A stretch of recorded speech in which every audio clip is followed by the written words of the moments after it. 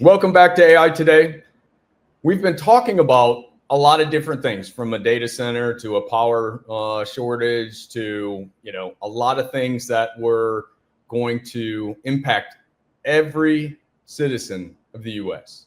Now, I started to talk about in the last segment the potential opportunities that are out there for small business, especially if you are trying to do some innovations and you've got innovative technology that you want to bring to market.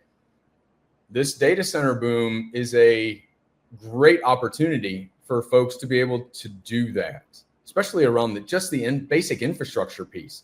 And it doesn't have to be just the data center part. It can be the power grid part. It can be all of those things in between, because again, as AI is affected by the amount of compute that it consumes, the data centers are affected by the amount of power that they consume.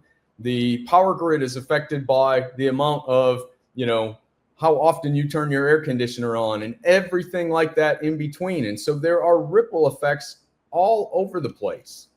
Now, those ripple effects are great for some sectors, not so great for others, as I said. But just to give you an example, a friend of mine is a electrical contractor in Ohio, and his company has grown from 12 people to almost 150 people over the last 2 years. And it's driven by the amount of data center work that they have. And he's even turning down projects because he can't get qualified electricians fast enough. And those are really great wages. You're talking about, $75 to $150 an hour for experienced technicians. And that's real money that can transform, lives of, families and communities. That trade, gap that we have, that folks like Mike Rowe and all those guys have been talking about, is real. Eventually you start to see, blockers that come into play, and that's a blocker. If you don't have people that can, smartly build these things, it's not going to happen. AI can't do that. AI can't do manual labor yet.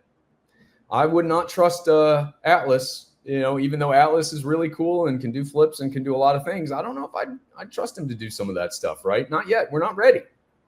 So take that as an opportunity that folks should look like. And, think about some of these other data centers. And again, I don't know if you've looked at the types of jobs that they have, but they also need security. They need cleaning crews. They need landscaping, catering, maintenance support, everything else in between. And, I've seen statistics that have said that for every direct job that a data center creates, it creates an estimated 4 jobs for indirect work. That's pretty powerful. That means that local restaurants can expand, new hotels, everything. So, of course, states are wanting to compete for these because it really is an economic, development windfall in some cases. Now, this is what I think, from my perspective, excites me. It really is, as I talked about, this whole democratization of AI and access to AI. So as infrastructure expands, those costs should decrease.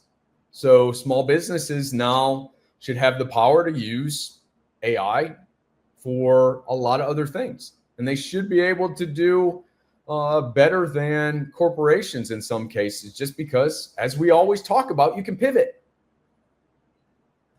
That means that, your products are going to be better. Your investment to fix defects, et cetera, are going to be much better. It means that for medical practices, for example, they could be using AI to do some diagnoses, which improves patient care and outcomes and all those things. And so the entrepreneurial opportunities are just exploding. Don't think that data centers like AI doesn't have other things that are vital for it to grow and succeed. Same thing with power. It's a ecosystem that is all tied together. Now, we haven't been able to figure out how to, again, make sure that our environmental impacts and our environmental aspects are where they need to be. But some folks have argued that, the environmental piece over the last 15 to 20 years has really stifled some of that, and that, we have had to improve technology wise, power generation wise, those sort of things in order to, get through some of those regulations that have been placed on us in the past. And so other people are saying this is just the pendulum swinging back to normal to say, now we're going to release some of the technologies because they have gotten better and they are able to do a lot more than they could do before. And in some cases, I can see that as a really strong argument. But again, it doesn't mean we have to stop investing in the other, environmental safe or friendly, power generation opportunities. So we just have to continue to expand as we look at those things. Now, I see three things. I'm gonna put it on a Carnac hat, and if you don't know who Carnac is, you can look it up. I'm not gonna tell you because that'll just age me. But I think there's three things that are really going to define what our future is going to look like. First, it's going to be edge computing.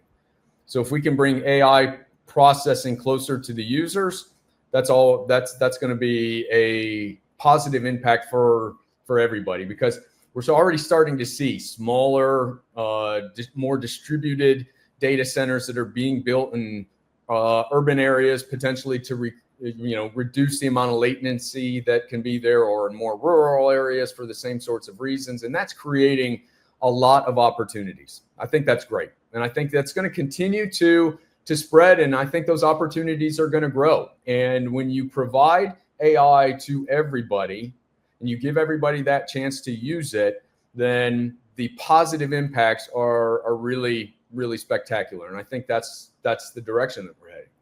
The second piece is around really just integrating AI into every type of industry. It's only going to continue to accelerate. Now, some folks are worried about the jobs in manufacturing, healthcare, those kind of things. What I'm going to tell you is that AI is not ready to completely replace everything that a human does. It's just not. You can put AI into a call center, very basic call center. But what do you do when that AI misbehaves? Well, as we've seen, as we've talked about, there are challenges with that. So what it does is it's going to require humans to focus on different things, but still watch what the AI is doing. And so I think that is a positive. Now, looking at agricultural impacts, looking at precision agriculture, that is phenomenal that they can use AI to increase some of the yields. So you think, okay, as the farmers are selling some of their land to take advantage of the data centers, then you have others that are looking at more precision agriculture to allow you to, keep the pace of growth, but at the same time, really backfill some of those things. So there's always a give and take with that. And I think the third piece, and maybe the most important, I'd probably say maybe it is the most important, is that we are seeing, AI native generation that we haven't seen really with any technology in the past. You could argue maybe the cell phone could do that, but really kids are growing up today not knowing a world that didn't have AI in it. So they're used to it.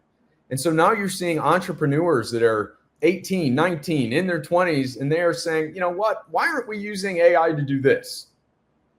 Let's push the boundaries, because they don't know any different. They don't believe in some of the things that they've been, taught in the past. They're experiencing it themselves, and so they're used to the technology, so they're not afraid to push the technology. And I think that is great. And I think that's going to drive a huge wave of startups. We've started to see it already, but now I think that's going to accelerate.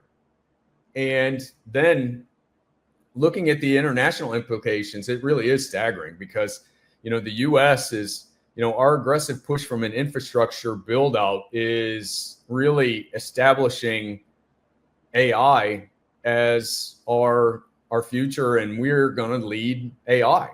That's what, President Trump has been really driving his AI strategy around, is that, putting that stake in the ground that we are not going to be out AI by anybody. And I think companies, across the world are seeing that. They're seeing that if you want to do new things, push boundaries in AI, the U.S. is the place to go, because that's going to give you the best opportunity to do that. And quite honestly, today, if you're not using AI for something in your business, you're missing out on an opportunity. And folks see that. So it's not necessarily just, tariffs, economic policies, those kind of things. It's fundamental, opportunity to use AI and expand your business and take advantage of that. So we've looked at this week, really trying to hit a whole bunch of things. I know you're wondering, how can I take advantage of this? You threw so much at us. What are we, how do we digest all of this? Well, what I'll tell you is just pay attention. Look at where the AI infrastructure is being built. Look at the states that are generating more power. Look at the initiatives to build more power into the infrastructure, into the grid. And again, follow the money. That's where the jobs are going to be. That's where the opportunities are going to be. That's how you're going to transform your business. And those opportunities are real. Those are real numbers. And they're massive. And it's happening now. And again, it's not just about technology. It's about reimagining how we can be prosperous moving forward with AI.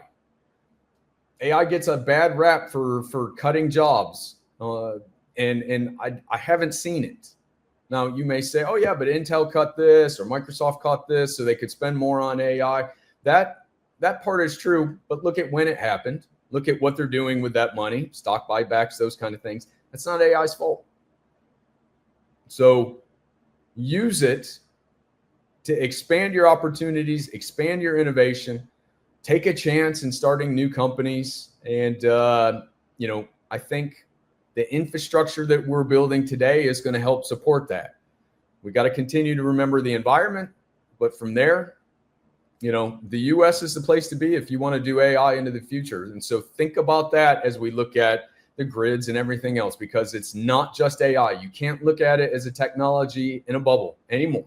You've got to look at everything else that affects that bubble, that can burst that bubble, or that can make that bubble grow bigger. So I'm Dr. Alan Badeau. I hope you learned a lot this week, thinking about all the other things that can impact AI, can impact your small business, and ways that you can innovate to be prosperous and grow your business, because that's what we're trying to do. Next week, we'll have a great show again. We're going to talk about other impacts of AI and things that are driving the technology from an algorithm and from a different perspective than the data center pieces. We'll see you next week, and don't be afraid to use AI and take that first step, because it's going to benefit you. We'll see you next week.